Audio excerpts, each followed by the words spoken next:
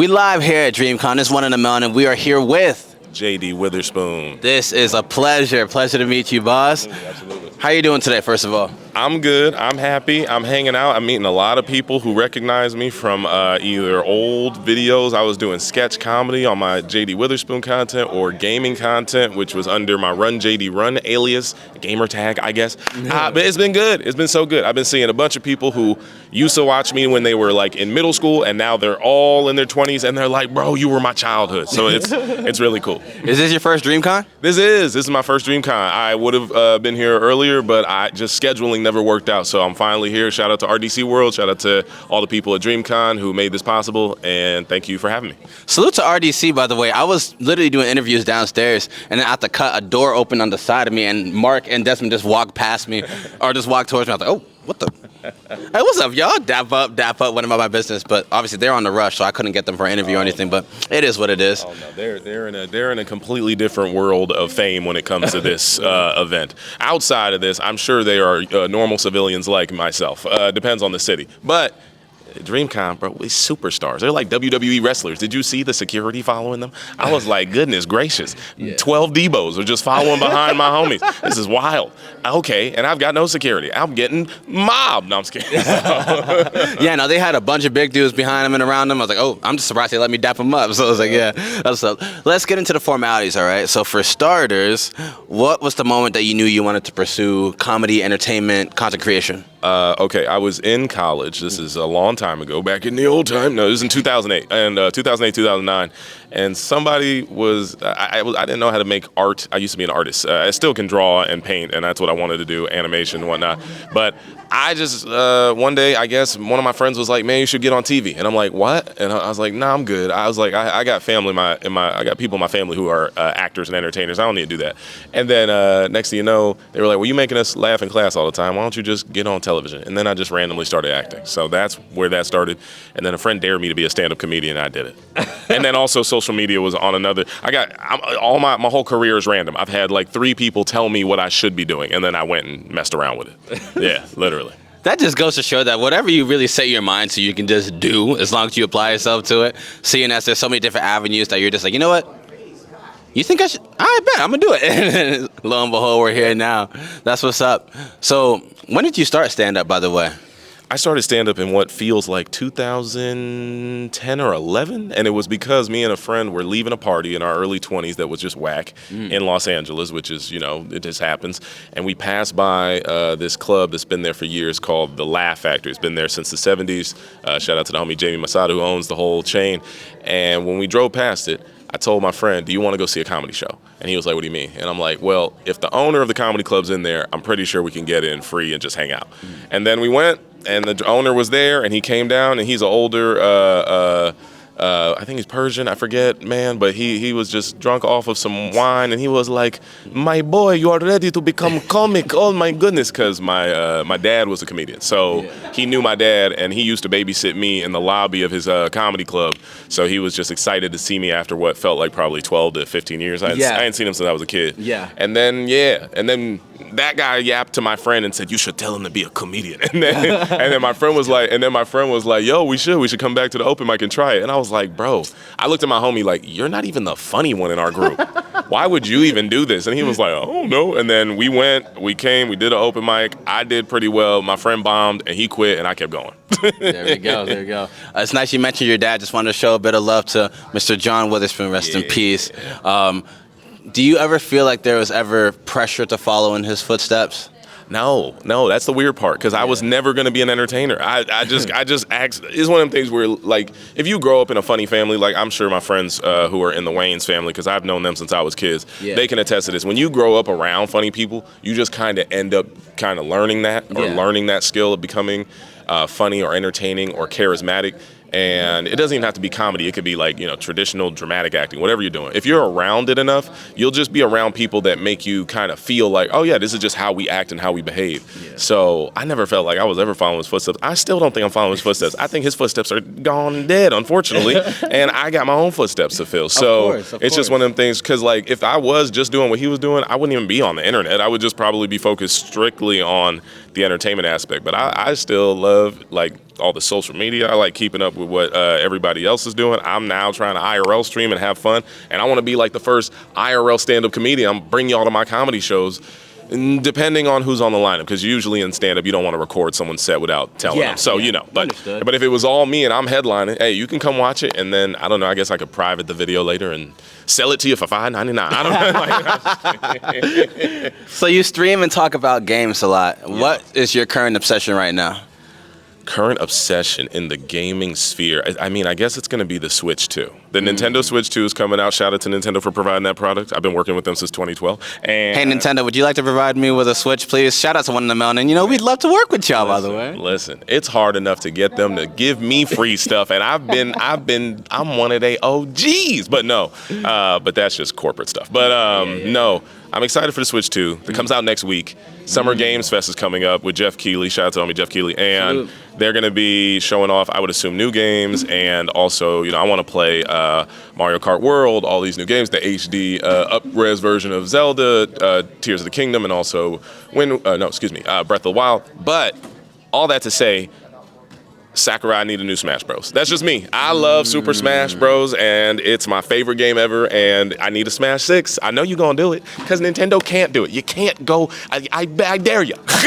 You can't do it. You can't go through a console generation without giving me a new Smash. I need it. I need it so bad. I don't even care if all the characters are there. Just give me Captain Falcon and whoever else you want. I was going to say, who's your main? That's my main. Captain Falcon? See, Falcon. I'm a Lambo with no brakes, baby. Lamborghini, no brakes. Captain Falcon, that's my favorite character. I'm pretty good with him, but I need to get better and learn more of his combos, just in the sense of I don't practice, and also I need to get a counter pick. I know that there's some characters that Cap cannot beat, and I'm just like, doesn't matter. I'm gonna force it.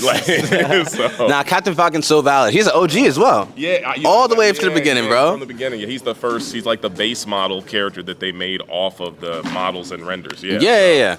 And then they started doing some more palette swaps like Ganondorf and stuff. Yeah. How you feel about Ganondorf? He's slower, obviously. I know. I think it's one of them things where it's like, I hate when people who can't play Falcon just switch to Ganon.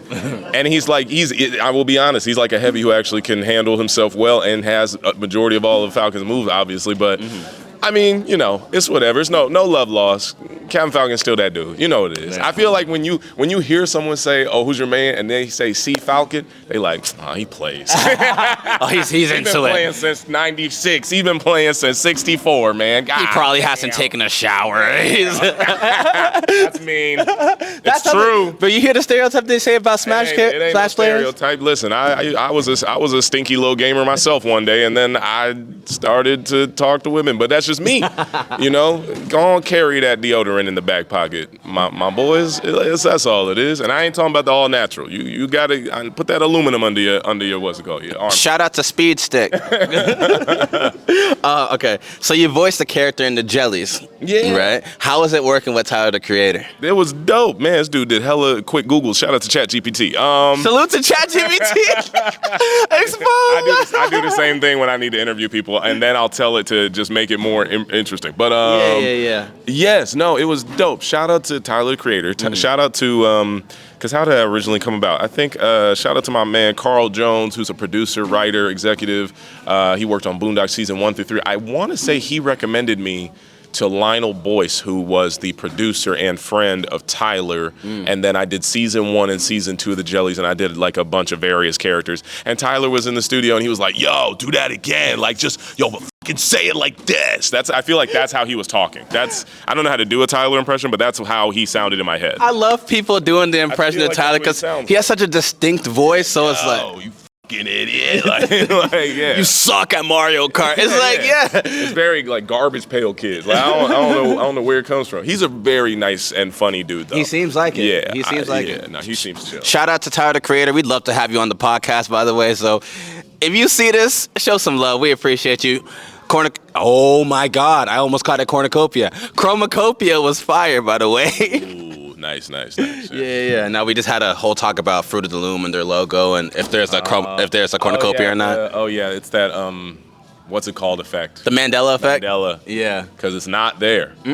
It's in our brains because we think of like Thanksgiving dinner or something. I don't know what that is. Yeah. I'm gonna ask you: were you a big? First of all, let's ask this. Disney Channel, Nickelodeon, or Cartoon Network? That's so tough. Cut Disney out. I feel like Disney Disney was always fun, but they weren't cartoon focused. They were more like live action focused. So I never gave them really much of the time of day outside of a few shows.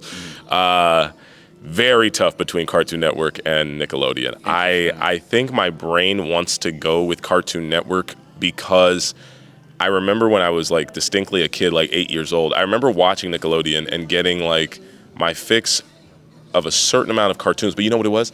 That's why. It's Cartoon Network for me because Cartoon Network was 24 hours. When I was a child, that was blasphemy to me. I was like, oh, wait, they're not going to stop and go into the adult programming around 9 because Nickelodeon had Nick at Night. And I just remember Cartoon Network being like, nah, bro, all day. Yeah. All night. And sometimes they would play hella boring old school Hanna-Barbera cartoons, which were still cool. You know, shout out to, I forgot what it was, Wacky Races and Yogi and all them cats and the Magilla Gorilla, all that weird. Those cartoons, I would be like, bruh, give me something new. And then eventually, Powerpuff Girls, Dexter, Samurai Jack, Kids Next Door. You know what? I got to give it to Cartoon Network just because, in my opinion, the best cartoon in the last decade was Regular Show. That's me. I think obviously it's like a close tie between Regular Show and Adventure Time on that network. Adventure Time was dope as well. Regular Show was literally made for me, and I didn't even ask for it. Shout out to JG Quintel. JG Quintel. It's funny you mentioned these. Okay, so you say Cartoon Network, yeah? Who would you say is the most ruthless protagonist in any of these cartoon shows on Cartoon Network? Ruthless protagonist in any cartoon show. Because I have one that comes to mind that I think you'll understand when I say it. Tell me yours and I'll think of mine. The Powerpuff Girls. Mojo Jojo? Okay. Because if you think about it, he was in jail. They broke into jail just to beat him up. He was already locked up. That's true. I also feel for Mojo Jojo because remember, he was Professor X's first experiment or something. So low key, them beating him up, that's you beat up your big brother. That's not cool, man. That's not cool. That's not cool. There's so many. Oh, you know what? I'm thinking about the guy.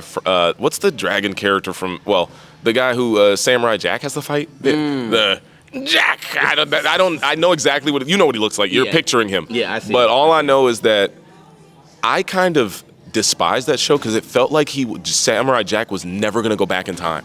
I was like, man, I'm tired of this. I don't know what the dragon character, the main bad guy. I don't know what his name was off the top of my head. We'd have to Google it, but leave it in the comments. But that character, I always hated that at the end of every episode. I'm like, it feels like he's not making any progress. Not at all. He literally went to the Stone Age. He went in future. He went back in time, saw his wife, and then left her again. and every time he's just like, oh, I have to do this again. And I'm just like, stoic. Like, oh my goodness. Get it together. Oh man, shout out to Phil Lamar, right? Isn't that who voices him? I believe so, yes. Shout out to Phil Lamar. I'm just naming all voice actors right Fair now. enough. It must be nice to be a voice. How do you feel about being a voice actor? Because you've clearly explored several different avenues when it comes to this entertainment industry. How is it like being a voice actor? It's fun. Being a voice actor is very cool because it's like you kind of just get paid to go play and be a silly goose, I guess you would say it. Also, I'm double checking to make sure I got Phil Lamar's name right because I don't want to be a weirdo. Okay, of course. This is why I don't use Siri for this. Where's ChatGPT? No, but I think being a voice actor is really cool. I will say it's extremely hard to break into. It's not like your normal type of career path. I would say that because even me, yes, Phil, got it. Yes. Even me, who has had a lot of luck and working with a lot of people, there are, like, similar to acting.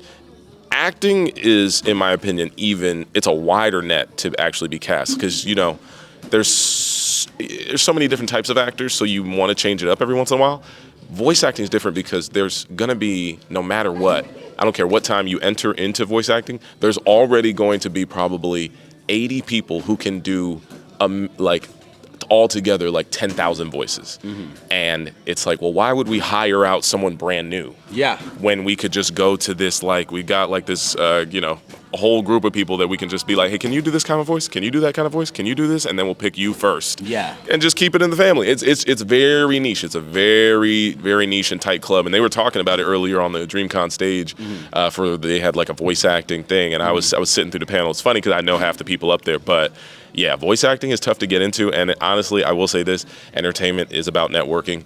Put your stuff out there. If you like voice acting, put out that you like to do voices on the internet. I posted clips of me doing impressions, do weird, wacky characters, and then also take the time to go to class and learn. Go to a voice acting class online, in person.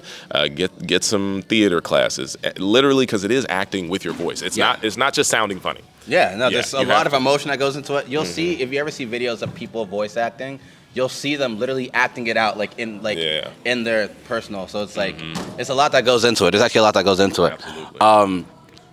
Quick question. Knicks in 7? I don't know, bro. I think I'm a Halliburton guy. I see you with a Pacers hat on. I mean, He said, "Hey, choose your words wisely." I just don't. Come on, what you got? What the Halliburton? Come on, hey, talk your talk, bro. What's your name, boss? Hey, Grant, it's nice to meet you guys. Pleasure to meet you. Go ahead. Say your piece. Matter of fact, you have to come a little closer. No, come right here. This is better. Get in the center right here. That'd be better, right in the middle. I love this. Man, what the Halliburton? What the Halliburton? What's up? All right, man, first and foremost, Tyrese Halliburton is a generational point guard. Stephen A. Smith does not know what he's talking about. He is a superstar. This team, we have not seen a team this congruent with this much chemistry since the 2014 Spurs. This is a special squad, special guys, as my guy Sketch might say, special teams, special players. It is a special team. Andrew Nembhard, what a guy. Aaron Nesmith. Y'all saw what Nesmith did in game 1? Bruh. Insane. He can shoot. That's the thing, man. We got like 6, 7 guys in this team that can go for 20. Pascal Siakam. Yes. He was 3-time All-Star. Pascal Siakam. Let's not champion, bro. Come on now. Let's not sleep on that guy. But you know what's crazy? Halliburton wasn't even an All-Star this year. Listen, and they were saying he's soft, and they didn't give him playing time during the Summer Olympics. Wild. Exactly. And he's showing y'all what y'all missed. Y'all saw that buzzer beater too. That buzzer beater was crazy. I can't lie. I love watching him play. Because he is not one of them cats where it's like, all right, yeah, let's think about it. It's like, no, let's win right now so we can get out of here. Exactly. I like that. He got like a very, I guess, Mamba mentality towards getting W's. I like that about him. And even if his jumper's silly and he plays like Steve Urkel on that TV episode, I don't care. I think he's a hooper. And if that's how he plays and you want to clown him, then guard him. Stop getting crossed over. Guard him. Because Kasser, he be. And like you said, he's a team first point guard. Gets everybody involved, and he's been that since he was at, I think, Northern Iowa, and even before that in high school. Because I watched a little documentary about him recently, and I was just like, I'm glad bro's star is going up because he showed up the whole NBA by cooking the East Coast. Did not think the Cleveland Cavaliers were going to get whooped the way they got whooped, even though they had like maybe 1 or 2 players missing for a game or 2. Yeah, still, they were first seed. Genuinely looked at Donovan Mitchell as like, oh, Donovan Mitchell's still Donovan Mitchell. Oh, he went off though. He went off in that series. He like went off. So much respect. But at the end of the day, Halliburton. What the Halliburton? And now we're here. Yeah. And I think I will say, I hope I don't know. I like the Knicks.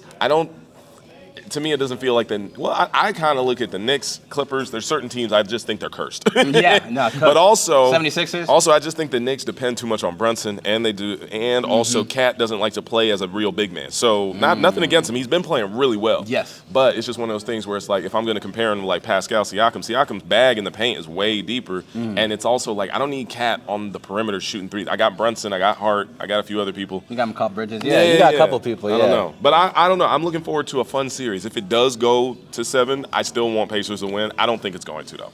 I think it ends at 6. Yeah. Yeah, it's tonight. Oh, that's tonight, yeah? It's like right now, actually. Oh, we're tripping. We should be watching the game. Tip off right now. My fault. This podcast is off the rails right now.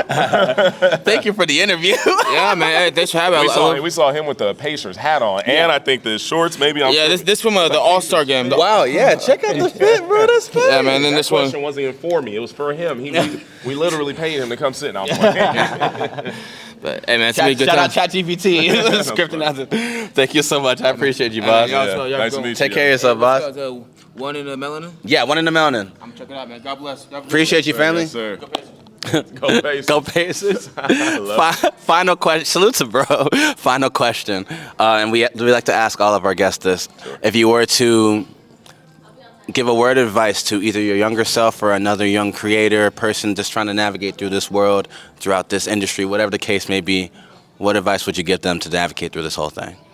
I would say, I think it's very cliche, but everybody says it. Believe in yourself, sure, of course. But you know what I will say that I think is like the most solid advice? Don't stop. You can take breaks, but don't stop. Even this podcast, I don't know how big it is. I don't know where it's at. It doesn't matter. I'm sitting here right now, and that was on a whim. Don't stop, because you know what happens when you stop. When you stop, it's over. When you quit, you go right back to doing everything that you hated that has nothing to do with the passion in your life.